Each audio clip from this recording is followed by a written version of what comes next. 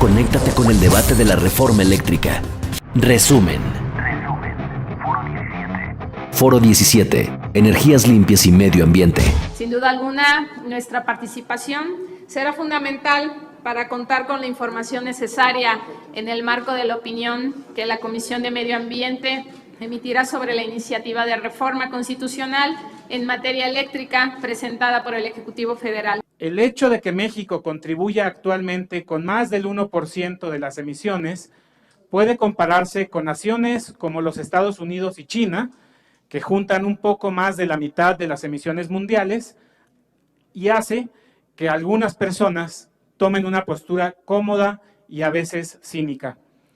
Pero también podemos compararnos con decenas de naciones que contribuyen con una fracción de las emisiones de nuestro país y entonces sentir el aguijoneo de la responsabilidad. Y así como las causas del calentamiento global son desiguales, sus consecuencias también lo serán.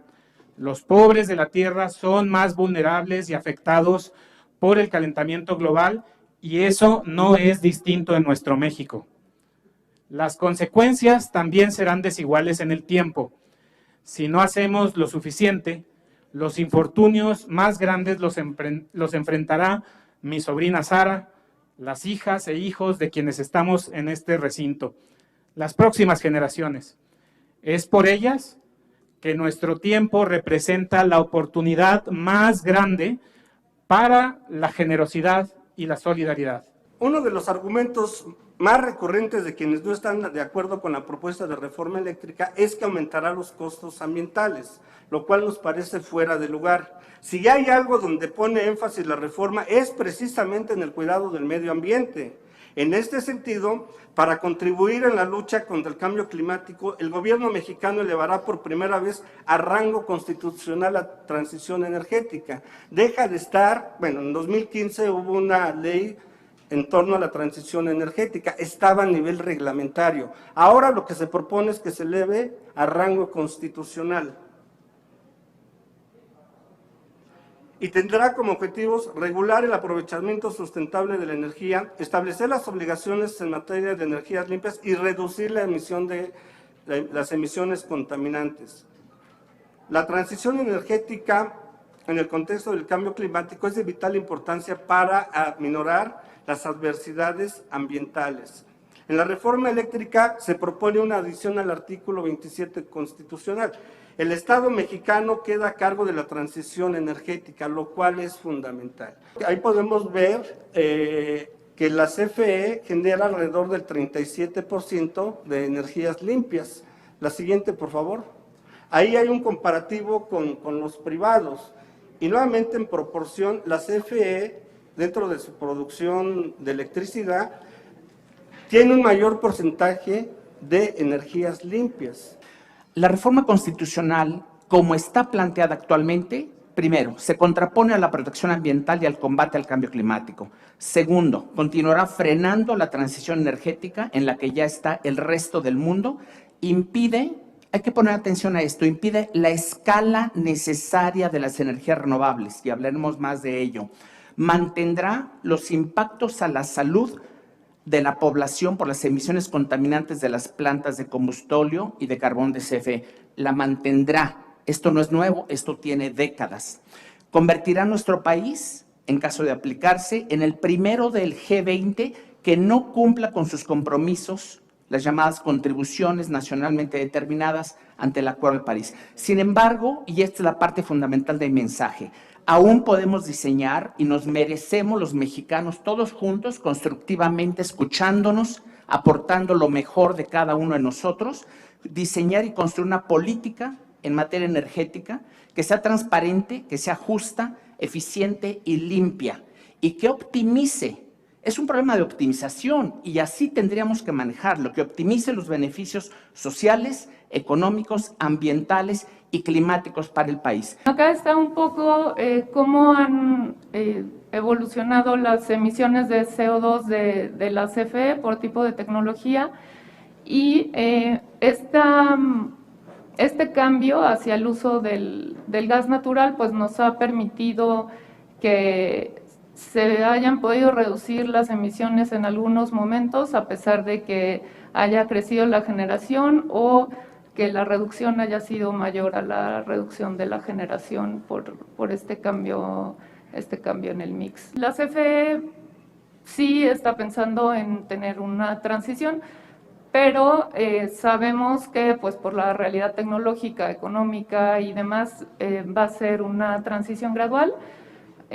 Tenemos que cuidar la seguridad del sistema, esto es pues el trilema del que hablaba el ingeniero Carrillo, entre seguridad, sustentabilidad y lo social. Entonces tenemos que cuidar pues la frecuencia, el voltaje, entonces necesitamos tener un mix entre firmes y energías variables. La generación distribuida estamos pensando pues que va a ir creciendo exponencialmente y eso ayuda ambientalmente, ayuda a la red y ayuda también a los consumidores que la van a tener. Vengo a levantar la mano por las centrales nucleoeléctricas, que es una energía limpia, que es una energía constante y controlada. La energía nuclear es una energía que se está innovando constantemente, que es limpia, sustentable. Tenemos claro cuándo y cómo empiezan los ciclos de operación de cada central y cuándo requieren su cambio de combustible. Es controlada no solamente por organismos mexicanos, sino también internacionales. Es rentable, tiene uno de los precios unitarios más rentables de este año, del año pasado, y es continua y eficiente. Esto nos garantiza que si bien las energías eólica y solar son una buena opción, esta también es una muy buena opción que nos daría una energía más continua, más segura y sobre todo que permitiría tener una cultura importante para nuestras nuevas generaciones. Tenemos que ir a par con el mundo está tratando de mejorar y los efectos climáticos, como lo hemos comentado, se han visto. La energía limpia que produjo la CFE era mayor que la de los privados, creo que todos coincidimos, 39, 36%, esto nada más es hasta octubre, cambia porque para las presas, ¿no? Nadie está peleado con las energías renovables, son maravillosas, la fotovoltaica y la eólica, nada más que hay un problema. Hay días sin sol, aún en México. Y dos, es un país tropical. En este país, a la diferencia del Báltico, he estado en el Báltico, el viento se para. Entonces, se necesitan energías de base. Tanto los privados como la CFE tienen que acudir al gas natural como una importante base de generación, que es el rectangulito de abajo, y tomar las cargas pico, ¿verdad? Entonces, básicamente las cargas base, se pueden tomar esos watts que se tienen que suministrar, tanto con gas como con las hidros, las presas, pero solo en temporada, ¿sí? Y evidentemente, como el ingeniero colega Alma dijo, la nuclear, que es importante, y una que tenemos muy abundante en México, que se llama la geotérmica. En el marco de esta reforma, es decir, la propuesta que fue presentada por el Ejecutivo, ¿podría informarnos si realmente garantiza o fomenta la transición al uso de energías limpias o se enfoca en continuar o aumentar el uso de combustibles fósiles? Y en caso de que sí, garantice o fomente el uso de energías limpias, ¿podrá explicarnos cómo? La idea no es incrementar los combustibles fósiles, como ya dije, no es no nos sale ambientalmente ni financieramente. Y pues ya para las formas concretas de el fomento, pues creo que eso va a estar en sus manos, señores legisladores, ya con la legislación secundaria donde se harán todos los instrumentos para ir dando todos los incentivos necesarios para esta transición. ¿Cuál sería su propuesta para ponderar y equilibrar estas prioridades ante las necesidades de adoptar acciones contundentes para combatir el cambio climático, reconociendo también las áreas de oportunidad del modelo vigente de la industria eléctrica? Se debe de aminorar los costos y los impactos en el medio ambiente, pero también se debe de garantizar que haya bienestar para la población. Yo en una de las gráficas que ponía veía la relación entre el crecimiento económico y la emisión de gases contaminantes. Pues bueno, el Estado debe de encabezar una estrategia que garantice bienestar para la población, pero también que respete el medio ambiente.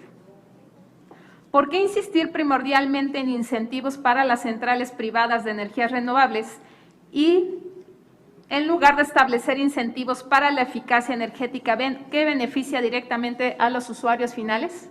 Esta reforma está más bien interesada en todo el aspecto que es del lado del suministro, de la oferta, no de la demanda, ¿no? La demanda creo que ella misma se reordena. Y lo que quería también, ¿me permite usted, diputada? Sí. Lo que quería yo también establecer es, hay una permuta muy difícil para un país en desarrollo y China lo ha pensado mucho también. Contaminamos o crecemos más o menos equitativamente. Hay que balancear qué tanto podemos contaminar poco a poco usando el gas. Nadie está pensando que sea el carbón. Considera que la reforma del presidente Peña Nieto o la propuesta de esta administración son suficientes. Contemplan y se podrían elaborar una tercera vía en donde se incluyan los intereses de los actores interesados. Yo creo sinceramente que el actual marco jurídico que rige al sector energía es mejorable, es perfectible. Yo creo, lo dije al principio de mi intervención y lo repito, en su formulación actual la propuesta de reforma constitucional empeora las cosas, ciertamente en la cuestión ambiental, no solo en la parte de cambio climático, ya no tuve tiempo de hablar de la parte de contaminación, empeora las cosas. Entonces, pero yo mencioné, y lo quiero volver a repetir, que tenemos la oportunidad juntos de formular, podemos llamarle una tercera vía, una propuesta que le funcione muy bien, como sugiere el diputado Murat, a los mexicanos, tanto a los privados, al Estado. Démonos la oportunidad de construir la mejor política energética que tenemos en base a nuestro conocimiento y capacidad. ¿Cómo cumplirá México los compromisos nacionales e internacionales en materia de medio ambiente de producir mínimo el 35% de la energía a partir de fuentes limpias a partir de 2024? Se necesita también intervenir en la red de transmisión. Por eso es tan necesario que la CFE invierta más y el Estado mexicano invierta más en la red de transmisión para que se puedan incorporar más energías renovables. No hace falta castigar a las energías renovables. Para poder alcanzar estas metas, se invierta en transmisión y se permita que continúen las subastas de largo plazo para que se incorporen más energías renovables a la red.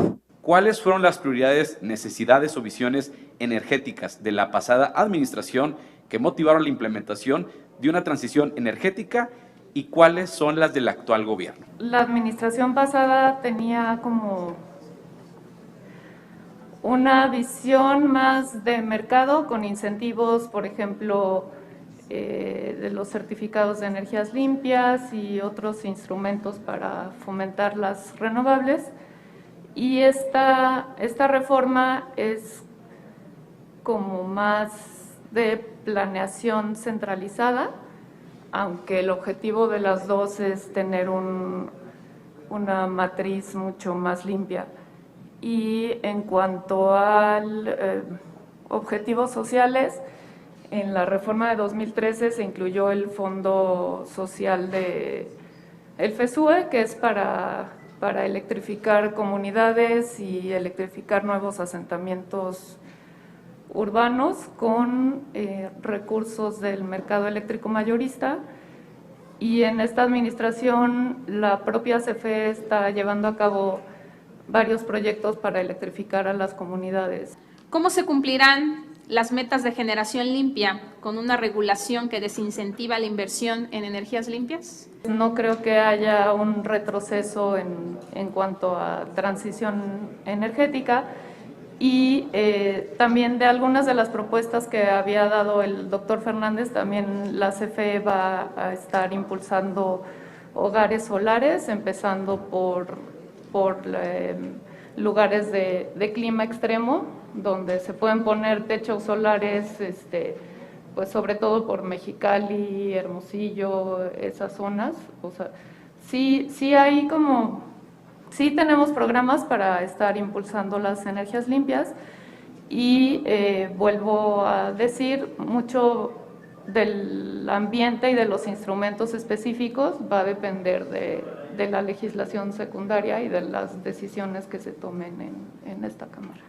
¿De qué manera la energía nuclear puede ser clave en la transición y energías limpias para nuestro país en fortalecimiento de la soberanía energética? Considero que fortalecería la soberanía energética porque es una industria que puede ser de México, trabajada y operada por mexicanos. ¿Considera usted que la eliminación de esos certificados repercutirá directamente en los montos de inversión que en proyectos y energías verdes se realizarán en nuestro país?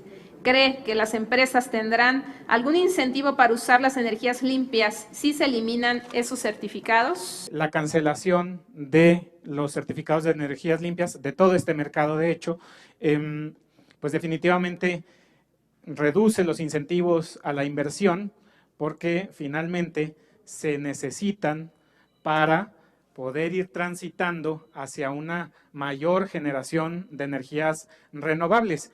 Todo el sentido de los certificados de energías limpias era fomentar, no solo reconocer la baja emisión de carbono. ¿Qué estuvo mal en el diseño regulatorio o en la instrumentación de los certificados de energías limpias? Adelante, Sandra.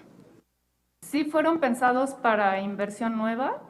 Lo que se ha planteado en esta administración es por qué no también premiar a inversión que ya existía, justo para que haya mantenimientos y para que se conserve la energía renovable que ya existía, a lo mejor subiendo los porcentajes de obligaciones de energías limpias para que no se tire el precio. Sería pues analizar bien qué ha pasado y dónde están los huecos que hubo. Y el mercado de intercambio de certificados pues nunca arrancó, apenas estaba empezando la dotación de certificados, entonces no hay información suficiente. De la forma que está planteada la propuesta de reforma, ¿cumplirán las empresas que tengan certificaciones en sus procesos con energías verdes? ¿Nos causarán aranceles los productos que se hacen en México por no cumplir con tratados internacionales? En el corto plazo, México no va a ser objeto de penalizaciones por no tener una matriz suficientemente limpia en el corto plazo, pero las cosas van a cambiar muy pronto. Su opinión respecto a la generación de energía a través de hidroeléctricas y si nos pueden decir el porcentaje de capacidad activa actual. La energía hidroeléctrica es muy importante para la presente administración, pero es más importante para México. Tiene 2 o 3 funciones. Primero, generamos electricidad. Segundo, manejamos nuestros recursos hidráulicos, porque las presas, contrario a lo que se piensa, sobre todo conozco el sistema Grijalva, son las que contienen para que ese territorio tan bajo que es Tabasco no se inunde. Entonces, es una prioridad. Desafortunadamente, somos un país que no tiene mucha agua. Entonces, las presas son una maravillosa fuente de energía barata cuando se toma en cuenta la amortización del capital. A largo plazo, no tiene combustible, pero por el otro lado, tenemos temporalidad. Es decir, es una energía de base, pero es una energía que opera por estaciones, ¿no? ¿De dónde se pretende sacar los recursos si en el actual presupuesto del 2021 no aparecen los proyectos señalados sustentables de la CFE? ¿O solo son procesos para que se apruebe la reforma que garanticen hoy que el gobierno federal va a querer invertir más en energía limpia? Bueno, buena parte de nuestro presupuesto se va también en compra de combustibles y por eso también nos conviene tener otro tipo de generación. Como dije en mi presentación, los recursos para los proyectos nuevos van a provenir de fideicomisos que ya aprobó el Consejo de Administración y tendrán distintas fuentes de ingresos, cooperación internacional financiera. Acabamos de sacar un bono verde, o sea, estas inversiones van a estar fuera de PEF. Las inversiones de PEF son sobre todo mantenimiento. Cámara de Diputados, Legislatura de la Paridad, la Inclusión y la Diversidad.